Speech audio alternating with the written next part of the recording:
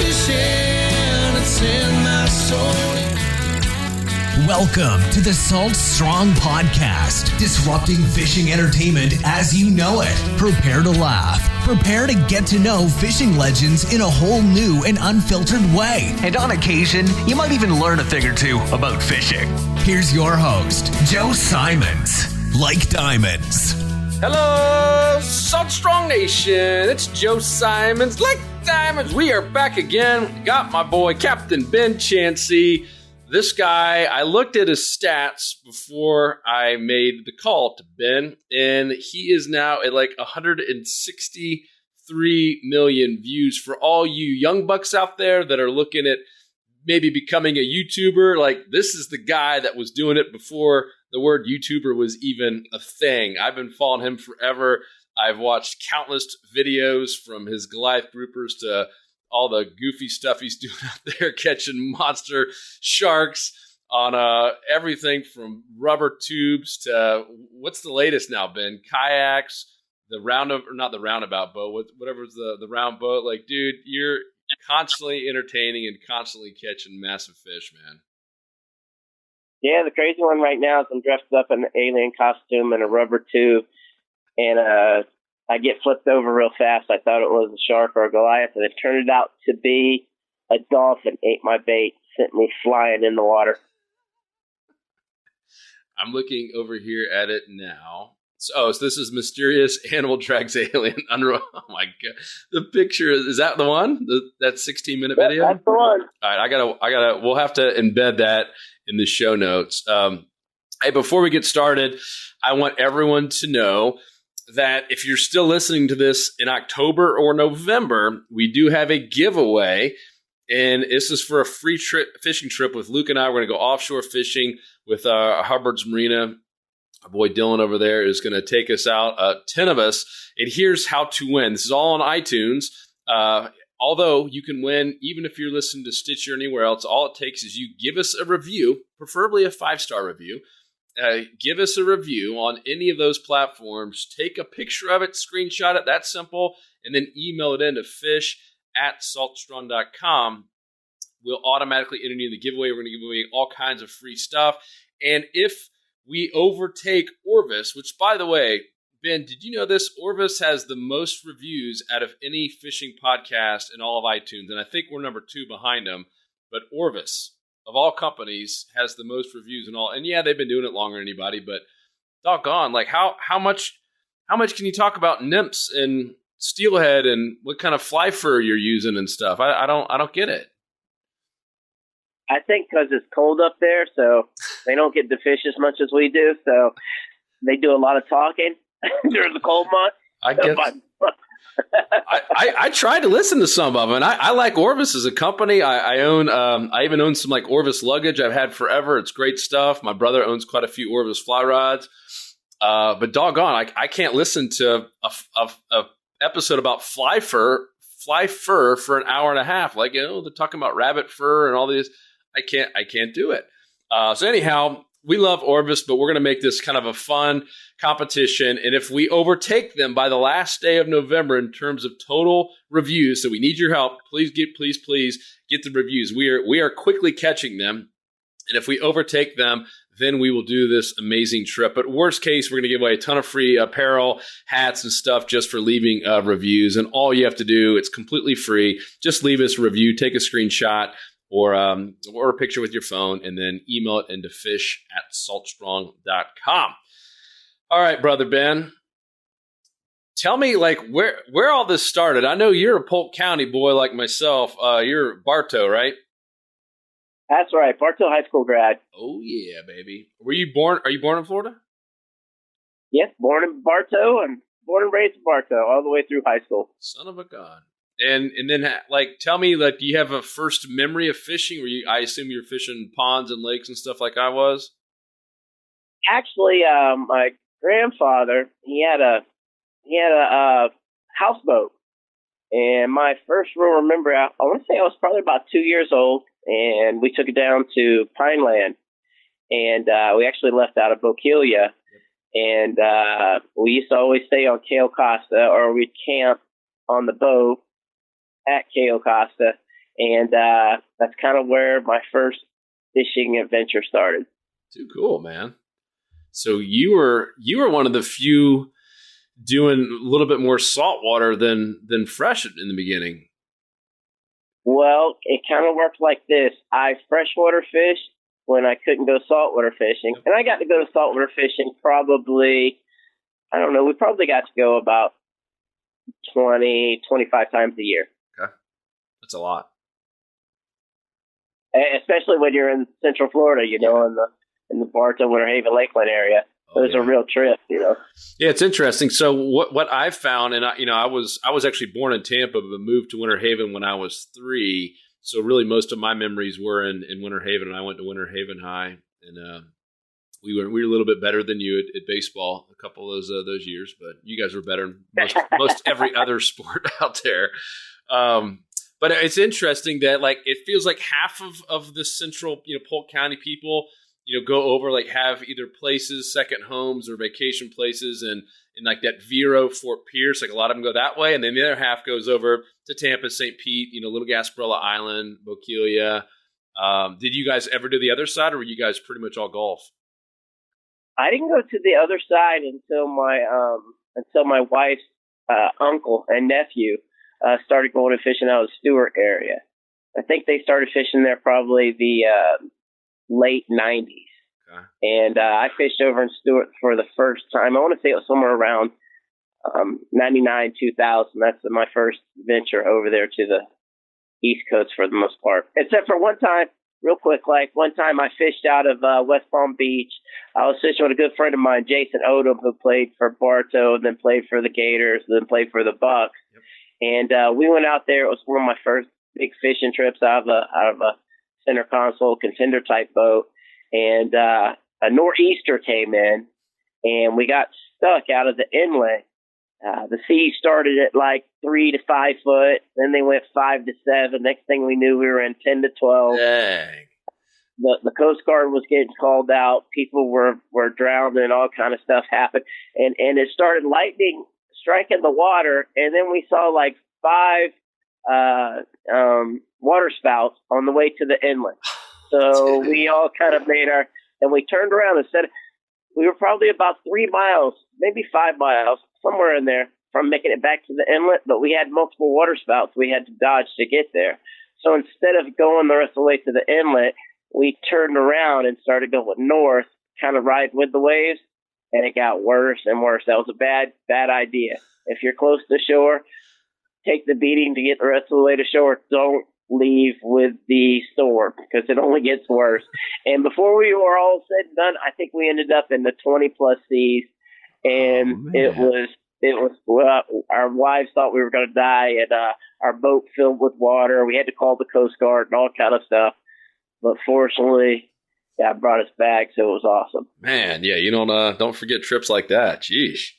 Well, and a good learning lesson. All right, so in high school, like this is obviously for those of you young people, Ben and I didn't grow up with fishing clubs and stuff like that. Bass teams. I know you were a wrestler and you're an athlete. Were you like was fishing still your life? Is that where you were putting like your yard money and stuff towards in high school? Like when did it get like, all right, I'm going to do this for a living? Well, actually, when we were in high school, if you would have told me that I would be able to go earn a living fishing, catching giant fish right underneath my boat, I probably would have never went to college. I probably would have never did any of that stuff. I'd have been like, sign me up now. I'd had a complete different attitude of what life was going to bring. But instead of I would always fish no matter what pond, no matter what was around. If I'm the kind of guy that if I was driving around in my car and I saw a little pond on the side of the road that looked like it might have fish in it, most of the time I would fish with a beetle spin because I found that those were the best for me fishing small ponds.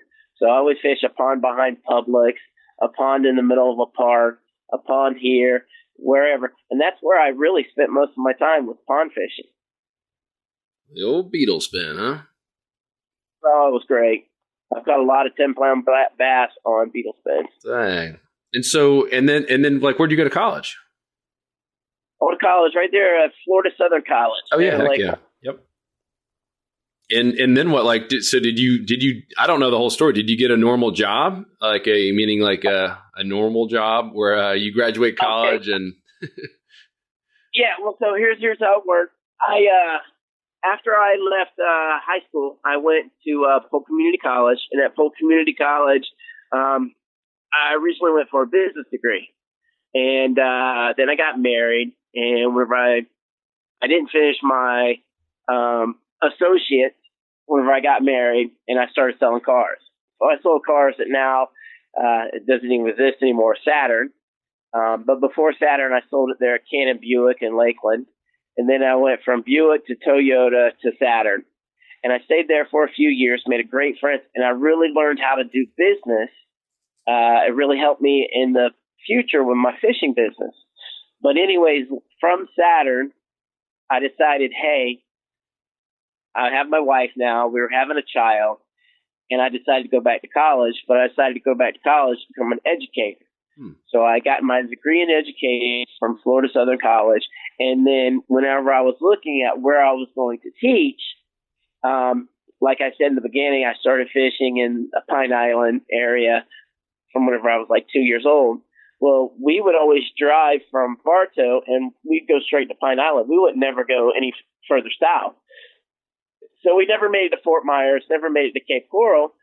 So I never knew what any of that area looked like, but I always knew I liked Pine Island. Well, I started looking at places to go where I could teach, and I looked into Lee County because that's where Pine Island was. And I noticed they paid a little bit better than we were in Polk County. And then I also knew if I became a teacher, I would be able to fish in the summers. I would have extra time to fish. And then also, if I became a teacher, I would be able to coach wrestling because I did a lot of coaching at the time, and I also coached football. So it gave me a lot of times to do the things that I really enjoyed, which was football, wrestling, and fishing.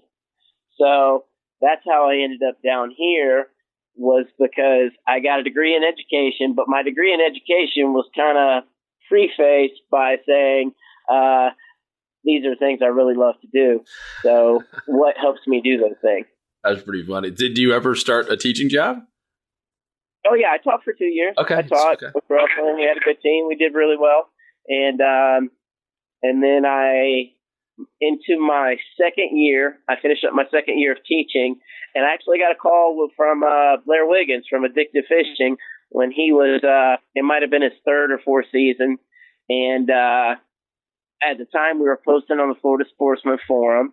You know, back then I was one of the first, 500 or 800 people that were ever even on the forum. And he had seen a bunch of my posts and a bunch of my big fish that we were catching. And I think he had a couple of people that had canceled for tarpon fishing. And he had saw that I'd been posting. We were catching fish and catching some tarpon and things like that. And at that time, I had just got my captain's license. I just finished captain's school. I don't even think I had my license yet. Yep. And so my first fishing charter was a fishing show. No way. Blair Wiggins. Yep. I never had never had an actual fishing charter until I took him out for the fishing show. How did it go? So, we did awesome. It was I think he had told me at the time it was the second best episode for them as a fishing show. So that's we had I still remember the name. He called it Suburban Style because we caught, kind of along the lines of pods and stuff like that. We were catching tarpon in canals, and then we were catching snook underneath docks and things like that. And what I've found out over the years is a lot of people really like seeing people catch things close by. They like seeing people catch things in people's backyards and stuff like that, because that allows them to look at it and go, hey, I can do that too, without having to spend a whole bunch of money and going somewhere, traveling real far to catch fish. Yeah, we've seen the same thing, in our online club and our community. And every time we post stuff on offshore fishing, it definitely gets attention because, people do love big fish, as you know. But at the same point, when you do something about, like we just had one last night about catching redfish underneath bridges, dude, the thing exploded. And because everyone could see themselves doing it. I mean, the guy was in a $900 kayak. Anybody can do that. You don't have to have a fancy 6-figure boat to go out there and do it. And you're so right. That's cool, man. I had no idea about the Blair Wiccan stuff. So you guys didn't. This was pre you going after the Goliath Grouper and big sharks and stuff. Yeah, actually, it's funny. The reason why I started doing the Goliath Grouper was because Blair used to hold these events called Logan Mania and stuff like that, and he used to host them over in Stewart at that time. I think the first couple were over in Stewart. And at the time, nobody knew how to catch any big fish. No one knew how to catch Goliath Grouper. Nobody knew where they were. Nothing. They were on moratorium and all that type of stuff because they almost went extinct. And they were put on a moratorium way back in, I don't remember if it was 89 or 90, one of those years. Might have been 91, but in that time frame. And so everybody quit fishing for them, but they quit fishing for them because they really didn't exist. Because they take a long time to get big. A 300-pound fish probably takes upwards of 18 to 20 years to get that big. So no one knew where any of these big fish were. And I would go to like restaurants here locally in Cape Coral, and I would see these old pictures, like sepia tone pictures, not quite black and white, but close to it. With this old guy with a to me it looked like a 500-pound fish hanging up on a hook, and he's holding his rod, and it says caught in Fort Myers. It says caught in Fort Myers Beach. It says caught here and caught there. And those are the areas where I live. And I'm like, man, it sure would be awesome if we could catch those kind of fish. But no one knew anything about it.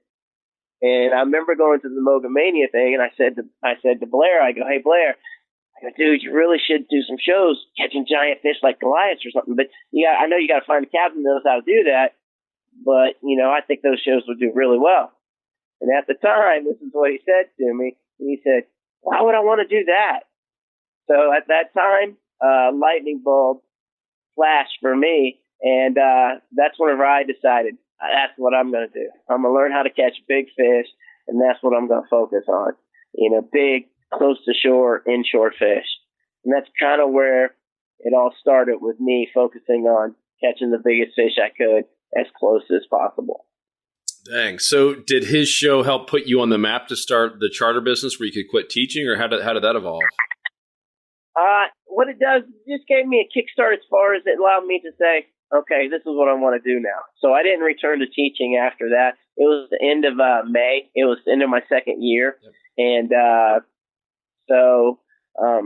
and then when you're teaching, there's a whole bunch of politics and stuff that goes on that you don't realize until you become a teacher. I'm not real big on the politics thing about saying, hey, you should be on my team, or you should be on my team. You should like what I do. You should like what I do. I'm like, I like to kind of do my own thing. It's the same way I am with fishing. So it just follows my personality. So yeah. Oh yeah. What Blair did, the fact that he called, super exciting moment for me. And yes, it did. It allowed me to say, hey, this is what I'm going to do, and this is what I'm going to focus on. Love it, dude. And now your channel, Chew on This on YouTube. I remember watching it from, how old is it? Like, are you 10? More? Our first episode was on Fox Sports in 2004. 2004? Holy smokes. Yeah. Yeah. So I get captains all the time, that come up to me, that go, Captain, man, I used to come home whenever I was in middle school and watch you and all that type of stuff. So it's great. It's great to see that there was an impact on a bunch of younger captains that became up that are really some superstar captains right now. And it's good to hear them say, hey, you're the reason, not the reason, but one of the reasons why I started spending so much time fishing and started believing this was something I could do. So it's pretty cool to hear these guys say, dude, I used to come home. Even though you had reruns, I'd come home and watch it every time. Yeah, but dude, you've impacted tons of it. Even you're impacting a lot of these younger, YouTubers and stuff too. Because you, at least in my eyes, like you were first, and then like a Black Tip H. You were the guys I was looking at before we were starting Salt Strong, and so like, man, these guys, like you guys were doing it right. And building an awesome audience and a community and doing fun, entertaining stuff and still catching fish. And I love it, man. What's the most what's the most popular video? I assume it's all Goliath Grouper stuff, the biggest ones in terms of views. Yeah. So here's the thing with Goliath Grouper. Goliath Grouper reach a mass audience. You can show your grandma a picture of your bass. And it can be a 10-pound bass, and it can be awesome. Your grandma will go, "Hey, that's great, honey." But if you show your grandma a picture of a 300-pound fish, grandma's going to take a second. She's going to look at it. She's going to spend some time with it. She's going to ask you a bunch of questions. She's going to ask you if you got hurt. She's going to say, "Was it dangerous?" And then she's going to be proud of you because you caught such a big fish. And that's just kind of how it goes. You know, the bigger, the more impressive the fish is, the more traction it gets, you know. And then she's going to share it with her bridge friends. That's exactly how that works. So it goes all the way to the older group, and it goes all the way to the younger group. So you can have little kids that look at it and think it's amazing and think the fish could eat them, which some can't. And then you get all the way to the older generation. So you cover a large gambit when you show people giant fish like that. Yep. And because that's, if someone was going to ask me about chewing this, like that's the first thing I think of is going, and now, you know, big sharks too, but just, yeah, big fish, big Goliath groupers. I mean, you were putting, what's the biggest one in terms of pounds? I know you obviously not holding them up and weighing them, but what's the biggest one you guys have caught? Well, the biggest one, according to the FWC, which we sent in the measurements for, the pictures and everything in it, they told us it was 714 pounds. Dang. And out of all, it went 96 inches. I want to say how long that one was.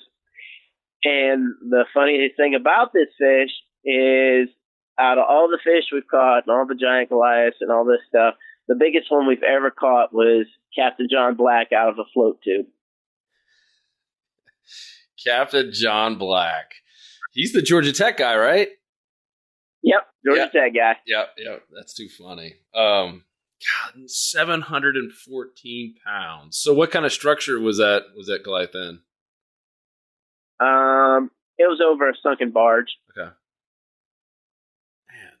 So I know we posted something a while back in our community about, hey, what do you guys think? Should they open it back up? Meaning, should you be able to harvest one a year or get a tag for it? What are your thoughts? Because you know how many are down there, probably more than anybody. What are your thoughts on that?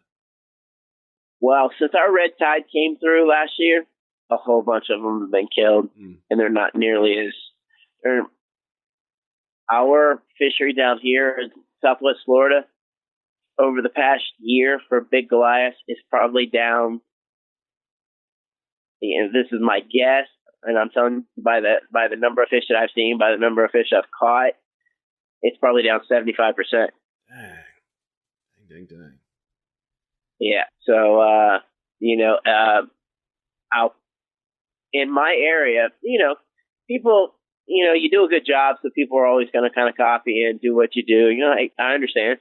It's good. They see it. It got out there enough. They're like, hey, I can do that too. Yep. And I've been doing that for probably, not including the last 2 years, but the previous 5 years. A lot of people copy and doing the same thing. And now it's stopped. I don't ever see anybody out there doing the same thing I'm doing. I don't see anybody being successful doing it because it's a lot harder now. Yep. So, I know a lot of fish died. There are still some fish around, but it's not nearly the numbers that it used to be. That's so sad. Yeah, I think that's one that doesn't come to my mind when you hear about red tide. Obviously, you see the pictures and the bait got demolished. A lot of redfish and snook and trout. You don't really hear so much about the Goliath grouper, but I did see some pictures, and it just makes sense, right? That's so sad. So it seems like this year, and I haven't been down in your area yet, but the red tide is not. I mean, I know it's always kind of existed naturally, but it wasn't. You guys didn't get hit bad. Is it getting better? Do you feel? Oh no, this year's been terrific. Okay. Our water quality's so much better this year.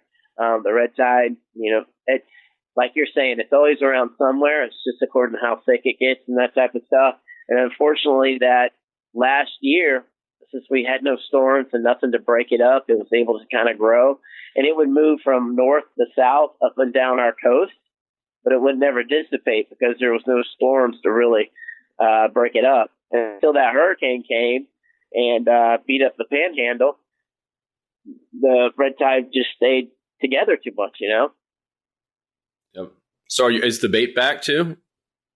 Oh, yeah, bait's been phenomenal. Good. It's been everything's recovered. You know, the bait are smaller fish, so they have a faster cycle. You know, obviously when you see those big redfish and stuff like that, it hurts your heart. You're like, oh no, because it takes a lot longer for those to grow to that size. Yep. But your bait fish, you know, they have a hatch and then they grow up through spring, and then they have a new hatch and they grow through your fall month. So we're in that second hatch, and bait's been phenomenal. Love it, man. And so what are you targeting now this fall and even going into the winter? You know, my last couple of trips we did Spanish mackerel, trout, ladyfish, sharks. We did redfish tournament. It's funny, all the days that you have that it's absolutely beautiful and gorgeous, the fishing gets tough. And we went, we saw, we had snook. Usually when snook are suspended, they bite really well. But this was the day that the snook were suspended. There was probably, I don't know, about 100 where we were fishing. I've got a live well full of about 3,000 light bait, and I'm chumming like crazy. And we fished for about 2 hours and never had one of them eat. You're like, well, but you know what? There's certain situations those types of things happen. You just can't do anything about it. Yep. And how are the trout banks? I've seen some posts where, you know, people are still struggling to catch consistent trout down there. Okay, trout was absolutely terrible all the way up through the summer. But then it turned around. Huh. And actually, since the summers came around, I really didn't think trout would recover quite as fast. But we've been catching some pretty good-sized ones. And, you know, I've had a few trips here recently where I tell you what, every cast for about an hour, we either had a Spanish mackerel, a trout, or some ladyfish. But mostly it's been Spanish mackerel and trout, like every cast. What types of areas, like depth wise and stuff? Obviously, we're not asking for your spots. We're fishing 3-4 foot over a grass flat. Got it. That's awesome. Absolutely. Awesome to hear that, man. So how often are you doing videos now? I know as someone who creates content myself, it takes up a lot of time when your primary business is taking the charters. So how often are you guys going out and doing videos? Well, it's really like what I just said about when the bite's good.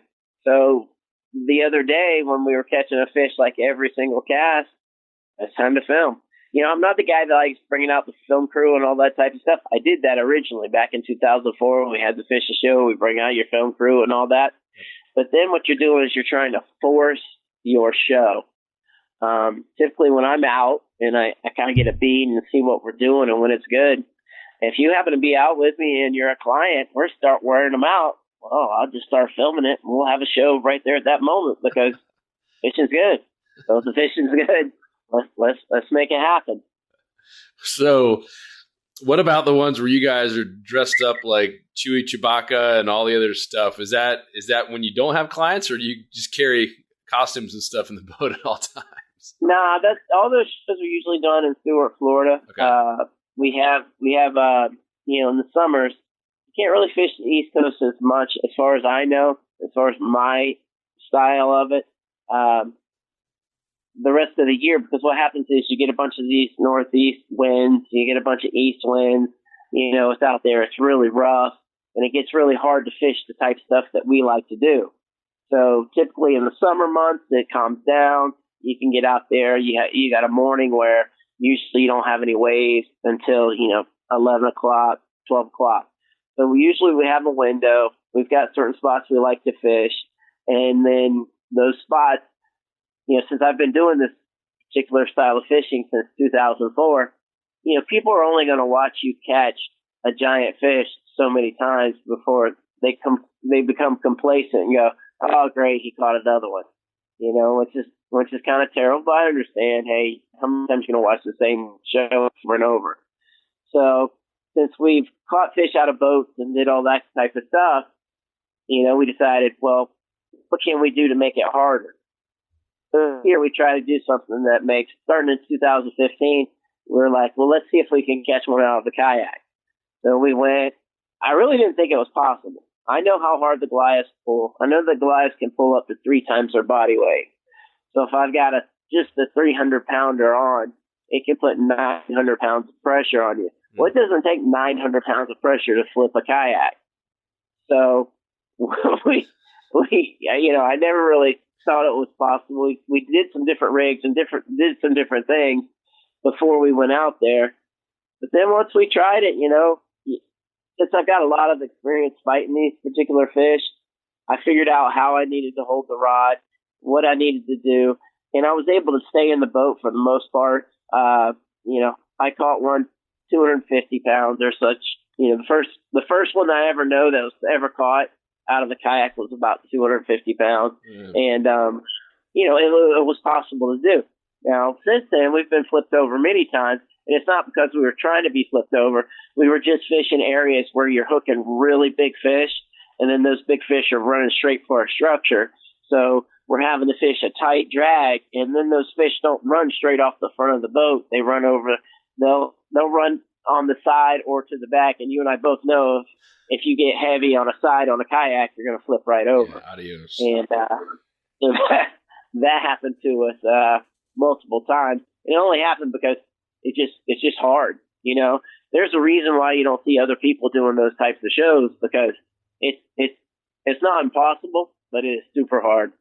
Have you lost any rods or reels? Or are you always strapped to them when you're in the kayak? No, we don't. Anytime you're on a small boat like that, except for the ultra skiffs, we don't strap it on the ultra skiffs because we've never flipped one of those yet. Yep. But on the kayak, yeah, you always have to tie off on the kayak because it's skinny, and at any moment, if the fish goes in a different direction, then you can turn the boat too. You're going to get flipped over, and you can't do anything about it. Those are some. I remember the very first one where you tried it and you posted it and you flipped and you're screaming and giving. Oh man, I was dying laughing. So funny, man. And so, what's the craziest? You did kayak. You've done like inflatable rafts, and what's the craziest? And what's next? Well, I'm gonna say that I probably was the most sore from. We caught one off a paddleboard. That was right about 400 pounds. And on that day, I want to say I fought like 4 of them, and finally the one that I was able to keep on for the longest time. I fought that one for about 35 minutes, and I got pulled off the paddleboard a couple of times, but I was able to get back on and finish catching it. And I tell you, I was sore. I bet you. When I trained jiu-jitsu, I'm a black belt and all that type of stuff, and I was sore from that fight for. I want to say, man, it was 4 or 5 days. I mean, it was crazy. I felt like somebody beat me with a stick. It was not pleasurable. Let's just say that. So I've never tried that one again. And now, I'm 46 years old. And whenever I look at some of these things that I've done in the past, and then I go, hey, I want to do that show, or I want to do this show. And then I start thinking in detail about how hard it was. And then I have to convince myself, do I want to put myself through that physical stress tomorrow or the next day? And you got to convince yourself to want to do something like that. It's not easy. It sounds like you need to create a little mini me, a little mini Ben, a 20-year-old version of you to go out there and do the crazy stuff. Yeah. Well, what happens is I get some other people, like a lot of your listeners, they probably know Monster Mike and guys like that. And those guys, they've all came out fishing with me, Catch 'em All, and all those guys. They're younger, strong guys, and it's really a technique deal. And until you have the experience and the time and the technique, once you get on the boat, one of those big fish grab your bait, especially with the drag and the type stuff that I fish with. Most of the time I'm fishing with 75 pounds plus of drag, and you hand that to somebody, and people, like Monster Mike, the first time he came out, he's like, hey, I really want to catch one of these by myself. I think I can do it. And I'm not going to tell you no. I'm not going to say you can't do something. So I'll give you your shot, but I'll stand next to you and spot you, because usually it's going to go pretty bad. And so I handed Monster Mike the rod, and I said, here, Monster Mike, here you go, buddy. I'm going to stay close to you. He goes, all right. So I hand him the rod, a big Goliath eats it. It drags him all the way down the side of the boat, and then he starts seesawing, and it lifts his whole body up, and he's going to flip right over the top, right out of the boat. So we have to grab him. We have to grab the rod, lift it up. He's screaming. And he's not screaming because he's being funny for TV. He's screaming because he's really petrified. So it's one of those things where, everybody thinks you're pretending when you say you'll get pulled out of the boat. But at 75 pounds of drag, and one of those guys take off, and they can put 300 pounds, or they can put 3 times their body weight of pressure on you. Well, that's nobody's designed to lift 900 pounds. Yeah. So if you don't leverage and do everything right, and no one's spotting you, you're either going to let go of the rod or you're just going to fly out the boat. So what's the simple tip besides experience and doing it with a captain like you? Is there a simple thing in terms of leveraging your body weight or your arms, et cetera, bent, not bent? It all goes just like it all goes back to sports. So whether you're playing football, whether you're playing baseball, whether you're wrestling, all that type of stuff, you really have to use your hips. It's not really about your arms. It's not about your biceps or anything about that. It's kind of like how do you use your hips and to move your hips forward to fight the fish. And if you don't use your hips and those types of things, I mean, how long can you curl? I was just going to say 90 pounds. How many times can you curl 90 pounds? And then, I hope you're not asking me because my answer would be embarrassed. Okay. So now add that times 5 minutes. Yeah. It's just impossible. You can't do it. So hips and legs, not the arms. Yeah, the arms really don't. They really should stay straight most of the time. And you always keep your hand on the handle of the reel. And when you get your hips in, you get the rod tip up a little bit, then you have to reel to the fish. Most people make their mistakes when they get the rod up and they're pulling or they've got their hips in and they try to reel the fish to them. And that's not how it works. You have to reel yourself to the fish. You have to reel your rod to the fish, and then you put your hips back in. And that's all part of the experience thing where you have to put in your work and your effort of learning the technique to do it right. Because if you don't do the technique right, you're not going to be successful. Yep. And I have not done the hand lining, but I heard that's easier because I think that's the misconception, right? That, oh my gosh, someone did it with a hand without even, using a reel. Is that what you found too, that it's just easier? Okay. So, obviously I'm the guy that's been doing this for a long, put all these fishing shows and all that stuff, catching Goliath. So we're like, well, let's do a new show. All right, let's do a new show. Well, we're going to hand line. That's going to be amazing. Oh, yeah, that'll be great. That's going to be so hard. And then we did the hand line, and it was super easy. And then we did a hand line where I caught one probably 400 pounds on video. And on the video from when the strike happened to whenever the fish hit the surface was like 16 seconds. So now once I've seen that you can land a fish 400 pounds in 16 seconds, first of all, yes, this is definitely the easiest way to catch them. And then secondly, which is the most important part in my eyes, when you bring a big fish like that to the surface on hand line hot, they go crazy. They shake their heads. They go nuts. And when you've got a larger line that you're holding, they shake their head so hard that they'll break their jaw. So they'll pull their jaw off of their body. And, we saw this happen. And once I saw that type of stuff happen, I don't want to see these fish get injured. I don't want to see them hurt themselves. So I don't recommend anybody hand lining because I think it injures the fish way more than just catching them on a hook. So I stopped hand lining a long time ago because I don't like what happens to the fish when you catch them on hand line. Got it. That's great. Great conservation advice. How many have you caught? Do you think total? Any idea? Do you log that stuff? Thousands. Well, yeah, because FSU contacted us, and we were one of the only at the time to do research permits, research grants for catching and tagging Goliath Grouper and that type of stuff. And so we did it for them for, it was either 2 or 3 years. On the East Coast, we got them so many big fish tags and things from the East Coast that they said, we don't need any more from the East Coast. Can we get some more from the West Coast? And so we quit doing them on the East Coast, and then we came on the West Coast, which is where I live, and we started sending them more from the West Coast because they needed a different strain or a different variety or what have you, so they could have a better idea of when we do the fin clippings and that type of stuff, they needed some better scientific research on them. Got it, huh? What's the craziest bait you've used? Oh, let's see. Craziest bait. Usually it's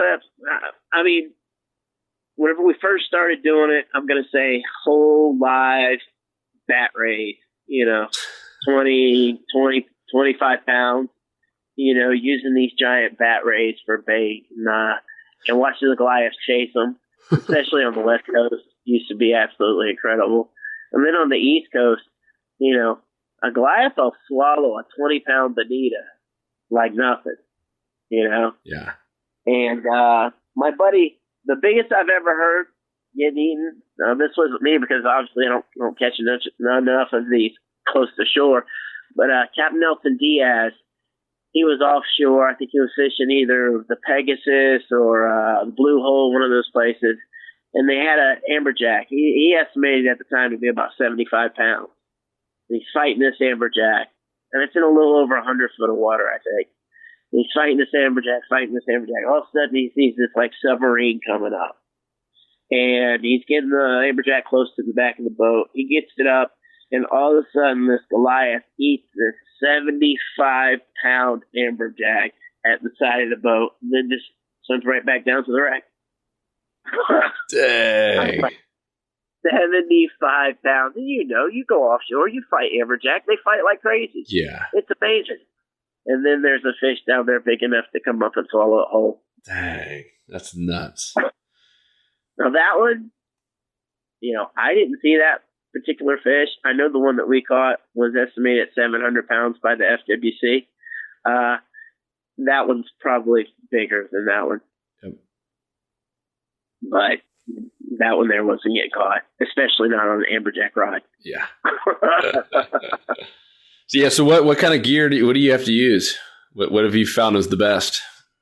Well, we'll go back to whenever I was first learning how to do it in 2002, 2003. There wasn't any reels developed for Goliath grouper fishing. They didn't exist. I think at the time, even if you had a Penn International 130, the top drag was like 28 pounds. Well, obviously, I'm not fishing inshore with no Penn International 130, but 28 pounds of drag wasn't enough anyway.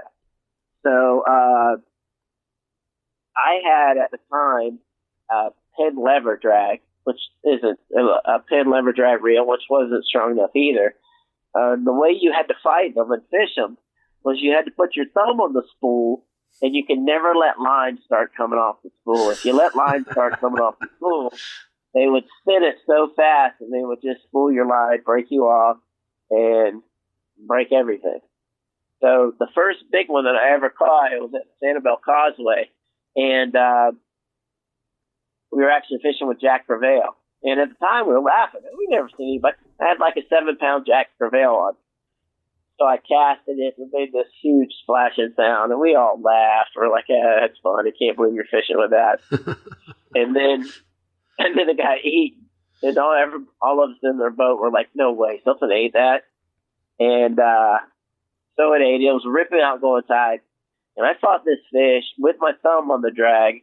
The only time you can let your thumb off of the drag is whenever you feel it coming up, you're lifting it up and you can reel back to it. Then you can let your thumb off the drag. But if it's pulling or anything like that, you can't ever let your thumb off the drag. So this instant, you're going to lose it. So I fought that fish for, I want to say it was about 35 minutes before I finally fought it. And it was it was about 350 pounds, and that was the first big Goliath that I ever caught. And not long after that, Avett Reels came out with a reel called a TRex, and it was a 50 wide, and it pulls up to 114 pounds of drag. And so in full, it'll pull 114 pounds of drag, and on strike, I think it's up to 90. So when we got that reel, we didn't have to hold the spool anymore. And that reel made the difference between being able to catch big fish consistently and having clients be able to catch big fish as compared to if I'm having to hold the spool to catch one of these, clients really weren't capable of doing something like that. So we didn't ever catch big ones with clients. We didn't even try because, we didn't want somebody to get their thumb stuck in the reel. And and just even on the best case scenario, just getting a massive mono burn on their thumb. That's crazy, dude. It will burn your thumb up like terrible. It's bad. Yeah. So the Avett reel is what made things possible. So the modern day, a lot of people don't realize it, but when that reel came out, it was the only reel in the world that pulled drag that level. People used to laugh, and I would hear all these different guys saying, people can't hold more than like 30 pounds of drag. It's impossible, blah, blah, blah. Well, when they came out with that reel, we were able to start fishing with, we didn't know. We would fish with 114 pounds of drag and go mono and mono with these guys. And,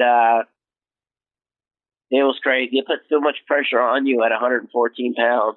You're bending hooks. You're bending. Oh yeah. You're spinning eyes sideways on rods and all that type of stuff. It took us a long time to get rods that can match up to the reel with a client, because if you've got a reel that pulls that much drag, as soon as the client gets bit with a big fish, it folds them over. They hit the side of the boat. The rod hits the side of the boat, and then it crashes and breaks. Yep.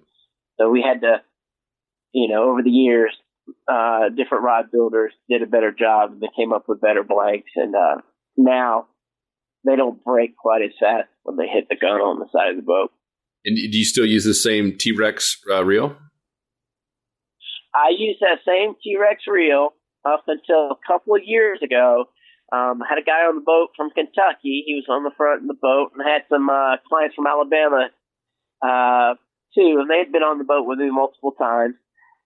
And they were, sometimes when you've been on the boat with me a lot, I allow you to spot your buddies and all that type of stuff. Well, they kind of got a little lazy. They didn't spot the new guy. The new guy got launched out of the boat, went straight into the water, got drug in towards the bridge. Oh, no. His son's on the boat screaming bloody murder. He thought his dad was dead, that type of stuff. And the rod's gone. It's pulled over. It's over with. So we bring the dad back in. I'm not very happy at that moment. And we sit there and I'm fishing around. And I did have a hand line in the boat. And I'm like, okay, well, let me throw this hand line out. So I'm fishing around with the hand line. And I feel something. And I start pulling. There wasn't a bite. I'm pulling. And the line got wrapped around the hand line of the rod. So we start pulling, and then the rod's connected to the line. So we got the rod and reel back that same day after he got pulled overboard. And this is I've seen this video, right? Like you filmed all this, right? Yep. So we got the rod and reel back the same. So see, it's not even a fish story. We actually have it all on video. I remember seeing that one. As soon as you said, I was like, man, I feel like I've heard this the kids screaming, and then it'll be in a happy story. That's awesome. Oh, and and the guy not only did he bring one banana, I think he brought multiple bananas.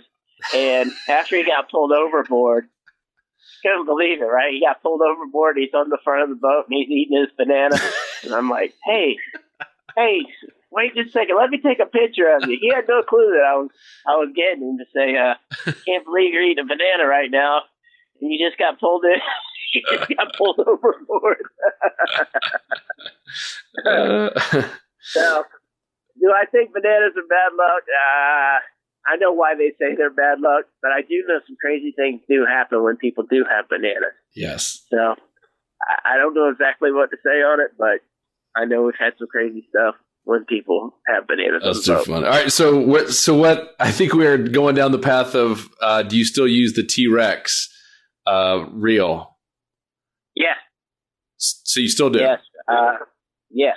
Okay. We use the TRex reel. I sent the one that I had back because that day when we caught that reel, I wasn't able to pull it up by hand. We had to use the boat to pull it out of the bridge, and the handle got stuck inside of like one of the bridge pilings or something, and it bent the shaft that goes into the reel.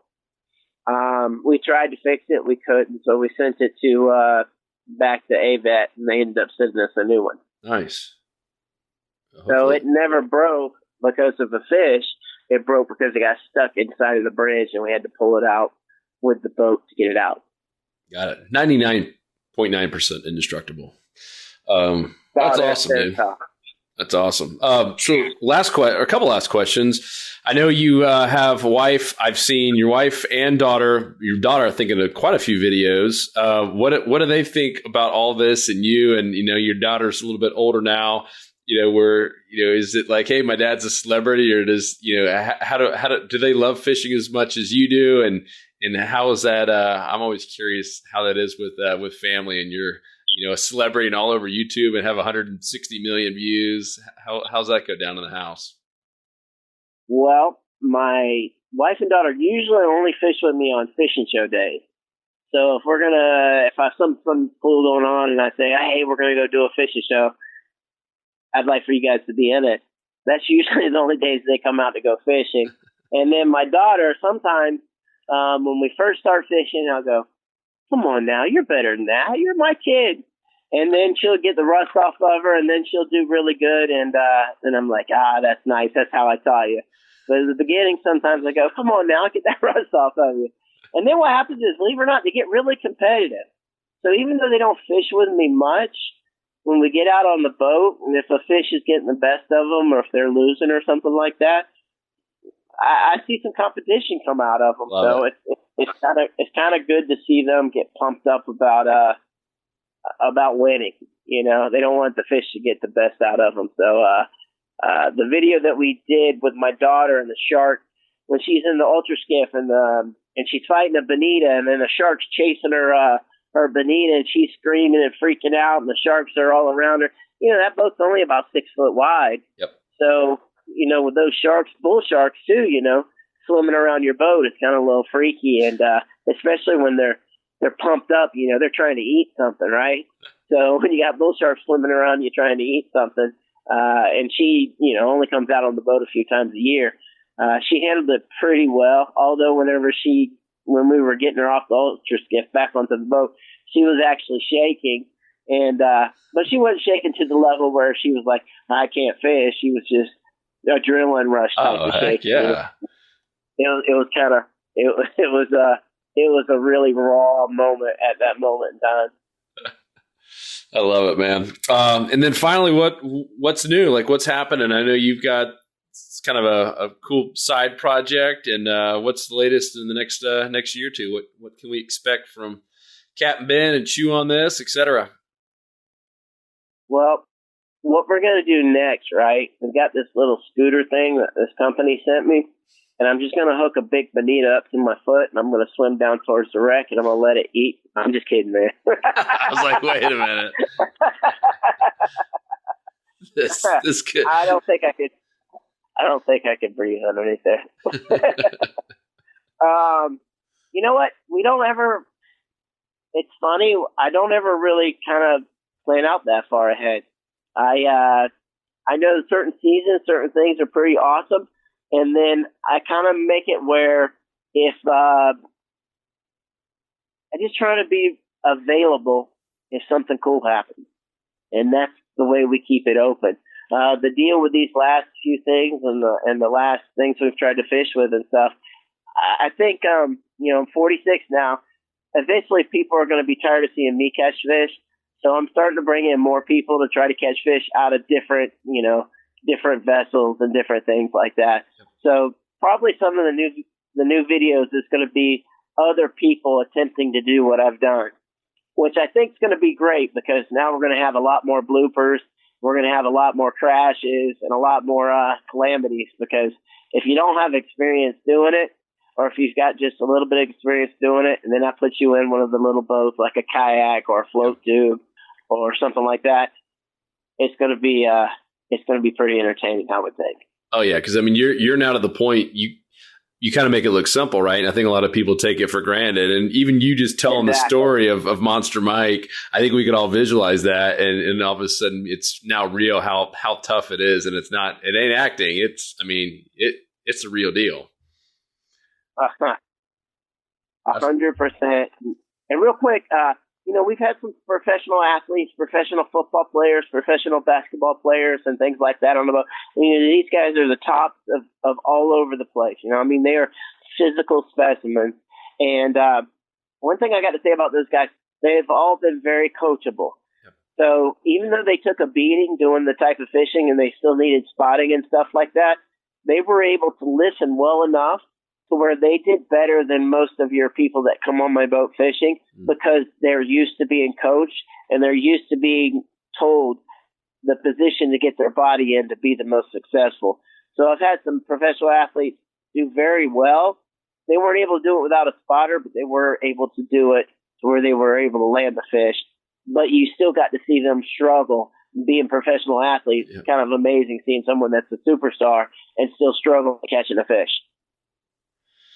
So cool, man. I love those videos. And do you want to talk real quick, since we've been talking about Goliath Grouper, about your Goliath Starts, just for a little shout out for your other project?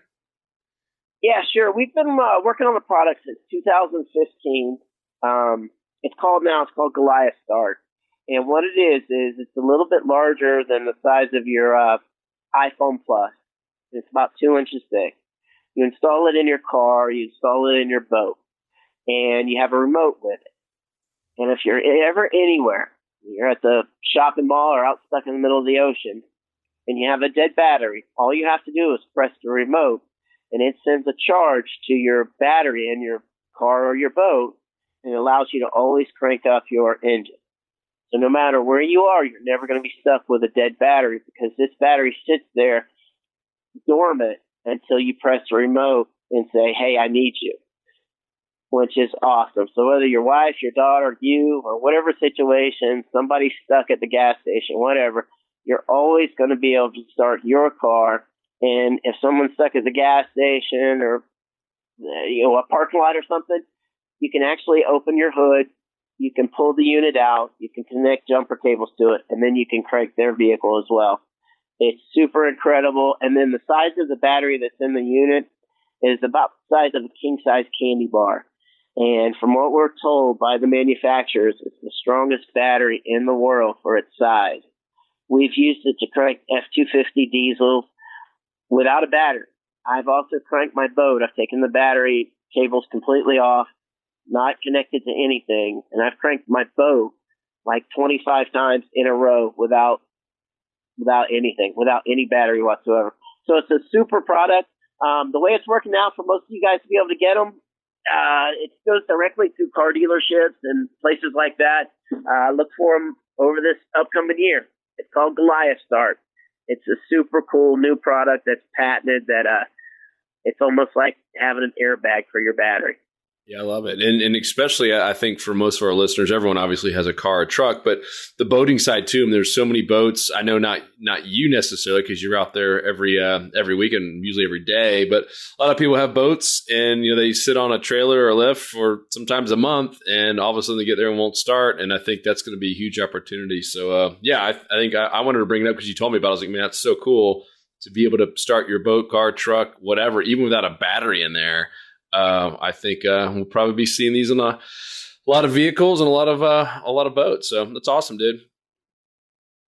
Hey, thanks for the conversation. I've had a great time. Dude, always a blast talking to you, my friend. And everyone, final call to action. Go subscribe to Chew on This on YouTube. Is it Chew on This or Ben Chancey on Instagram? I don't even remember. Is it everything Chew on This? It's Capt Chancey. Okay, Capt Chancey on Instagram. Make sure to follow him. Give him some love, and if you do own a car dealership or any kind of automotive or marine type of supply parts, whatever, give old Captain Ben Chance a holla. See if we get some of those Goliath Start in there. I think that's just such a cool product. So, brother, thank you again, and good luck. I know you're going to Vegas, so I'm looking forward to seeing some pics of you winning some money. Awesome, man. I love it. Vegas, baby. All right, everybody. Thank you so much for all the support. Give us a subscribe as well. Go subscribe to Chew on This and follow him at Instagram as well. We be out. Talk to you soon. 'Cause fishing, it's in my soul. It was passed down to me from the days of old. Find us on the water if there was a way. It's been said my papa, he wrote the book on catching big reds and 20-pound snook. I wish I